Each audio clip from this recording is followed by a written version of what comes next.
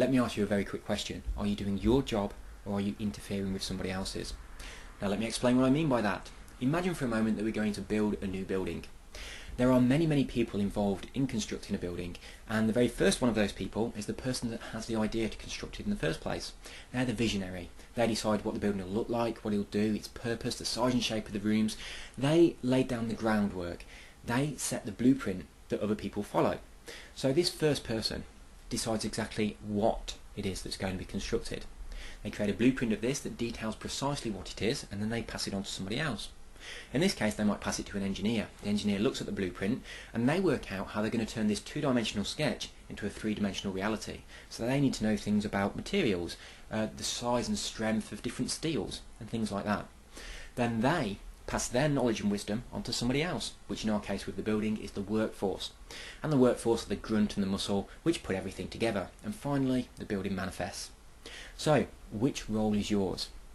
Your job in cosmic ordering is the first one, the person that has the vision, the person that creates the blueprint.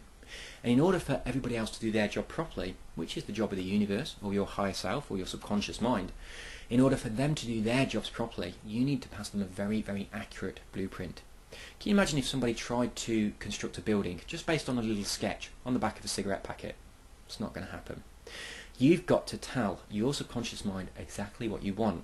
So you decide what it is you want to manifest in your life, and then you pass the blueprint of that onto your engineer, who is your subconscious. Now your subconscious mind is a lot better at turning your two-dimensional sketch, your idea, your vision, into a reality than you are, so don't interfere.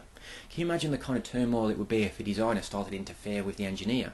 The engineer would get annoyed because they are the experts in their field, so let them do their job. Now the engineer then passes that material, that information, that wisdom onto the workers.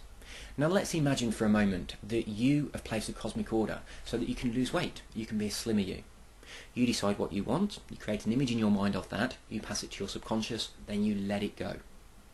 Your subconscious mind then deals with that image and does whatever needs to be done in order for that to become manifest. So it might change your metabolism, it might change your thoughts about what you do, it might encourage you to like different things like fresher foods, it might encourage you to enjoy going to the gym every once in a while.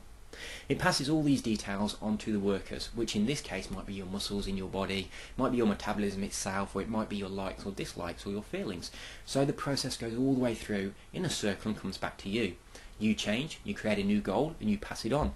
It's the same no matter what we are trying to order in our lives. If you're trying to order a physical object, trying to attract a person, trying to attract a specific reality, or even just an emotion, your job is to decide what you want, create that blueprint in your mind as accurately as you can, and then pass it on to your subconscious, and then step back and let everybody else get on with their jobs, and everything will run much more smoothly.